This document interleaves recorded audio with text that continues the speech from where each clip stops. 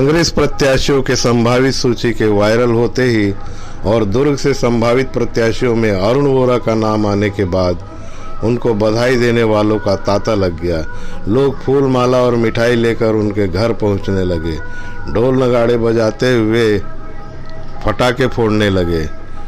लोगों ने अरुण वोरा से मिलकर उन्हें बधाई दी और मिठाई खिलाकर अपनी खुशी जाहिर की। इधर अरुण वोरा ने कहा कि अभी अधिकृत सूचना आई नहीं है, लेकिन लोगों के उत्साह को देखते हुए वे सभी से बधाई स्वीकार कर रहे हैं। इस संबंध में जब छत्तीसगढ़ संदेश ने उनसे बातचीत की तो वे अपने जीत के प्रति आश्वस्त नजर आए। उन्होंने कहा कि उनका परिवार पिछले 60 सालों से जनता की सेवा कर रहा है। लोग उनको प्यार करते हैं और हमेशा की तरह इस बार भी लोगों का आशीर्वाद उनके साथ रहेगा। आइए जानते हैं क्या कुछ उन्होंने कहा। इस संदर्भ में जो भी आप देखिए कि आज लोगों ने दूरदर्शन में देखा, हमारे कार्यकर्ताओं ने, शहरवासियों ने, कि संभावित सूची में मेरा भी नाम है।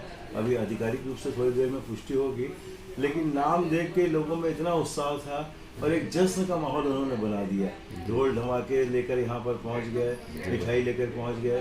तो मैं इस बात को मानता हूँ कि हमारे बाबूजी मोतीलाल वोरा जी, जो लगभग 54 वर्ष तक इस क्षेत्र की उन्होंने सेवा की और सेवा के साथ साथ उन्होंने एक परिवार के सदस्य के भांति प्यार किया लोगों से, और उतना ही प्रेम दुर्ग वासियों ने हमको दिया, मेरे को दिया।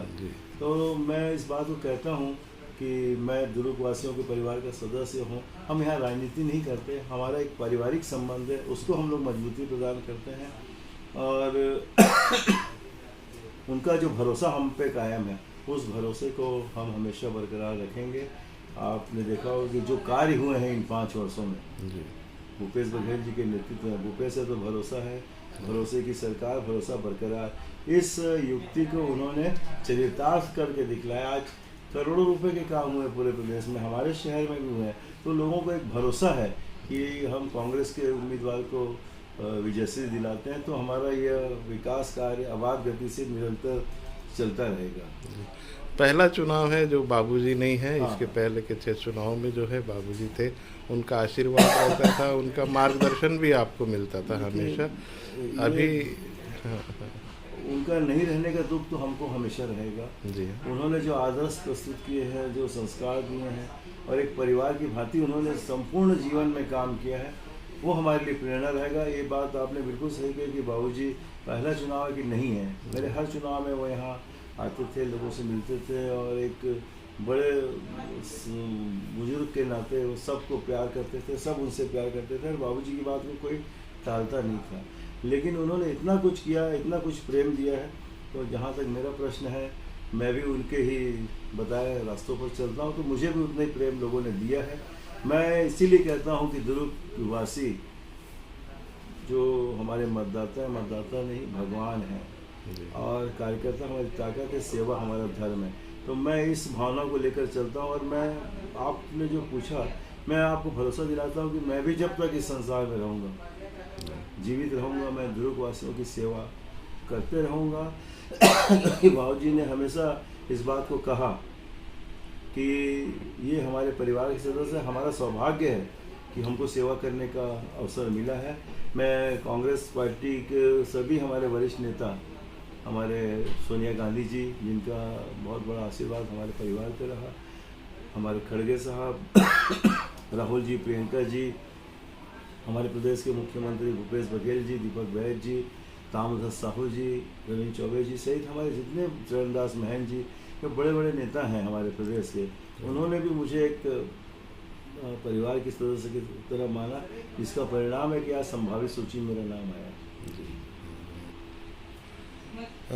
किन किन मुद्दों पर आपका फोकस ज़्यादा रहेगा, क्योंकि विकास कार्य तो आपने बहुत किया है, लेकिन और आगे क्या क्या आपके प्लान्स हैं वो हमें बताइए। देखिए, भूपेश बघेल जी की नेतृत्व में जितनी भी योजनाएं संचालित हुई प्रदेश में, उसका लाभ हमने अपने शहरवासियों को दिलाया। लेकिन आप इस बात को महसूस करते हैं, समय और आवश्यकता के अनुसार इनकी और ज़रूरत पड़ती है। आगे शिक्षा के क्षेत्र में, स्वास्थ्य के क्षेत्र में, रोजगार की दिशा में जो भी प्रयास हमको करने होंगे, हम अपने मुखिया भूपेश बघेल जी के माध्यम कौन से अधूरे कार्य थे जो आप पूरा करना चाहते हैं? देखिए, पिछले अभी तो कार्यकाल बहुत के से बाद। कार्य हैं। जैसे कार्य तो हमने लगभग भूपेश बघेल जी के नेतृत्व में 500 करोड़ के काम करवाए हैं। 100 करोड़ के काम हमने दुर्ग नगर निगम क्षेत्र में कराए। सड़क, स्वास्थ्य, शिक्षा, इसमें लगभग 400 करोड़ की राशि व्यय हुई है, जो लोगों के हित के लिए थी। आगे अभी जैसे योजनाएं हमारी लक्ष्मण झूला जो प्रस्तावित हमने किया था, और उसका बजट में प्रावधान भी हो गया, वित्तीय स्वीकृति के लिए गया था, आचार संहिता लग गई जिसके कारण ये हो नहीं सका।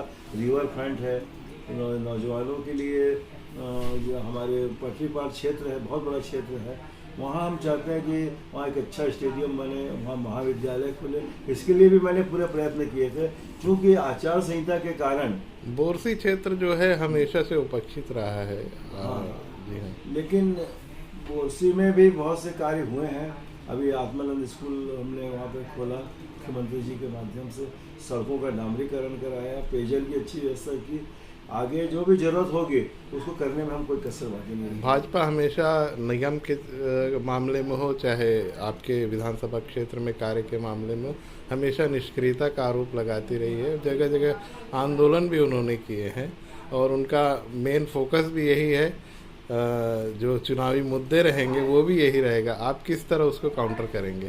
क्योंकि भारतीय जनता पार्टी को 15 साल का कार्यकाल मिला था, उस समय वो कुंभकर्णी नींद में क्यों सो रहे हैं? आज हम काम कर रहे हैं, हमारी सरकार काम कर रही है, तो उनके पेट में दर्द होता है। मैं उनसे कहना चाहता हूँ कि आप भी हमारे साथ विकास में सहभागी बन जाए, क्योंकि कांग्रेस ही विकास करती है, कांग्रेस का कोई विकल्प नहीं है। वो जो कहते हैं ये तो उनको कहना ही होगा अपनी पार्टी के लिए, तो वो कह रहे हैं, तो वो उनकी व्यक्तिगत राय है, लोग इसको महसूस नहीं करते। शराबबंदी का उन्होंने बड़ा मुद्दा बनाया है इस बार के चुनाव में, उसके बारे में कुछ अगर प्रकाश डालें। इसके लिए सर्वदलीय कमेटी बनाई गई थी। समय कमेटी की जैसे जैसे रिपोर्ट आ रही है वैसे वैसे सरकार उस पर कार्रवाई कर रही है। बहुत बहुत धन्यवाद, बहुत बहुत बधाई आपको। आपको भी बहुत धन्यवाद जी हाँ, आपकी सजगता के लिए। चलिए, थैंक यू। धन्यवाद।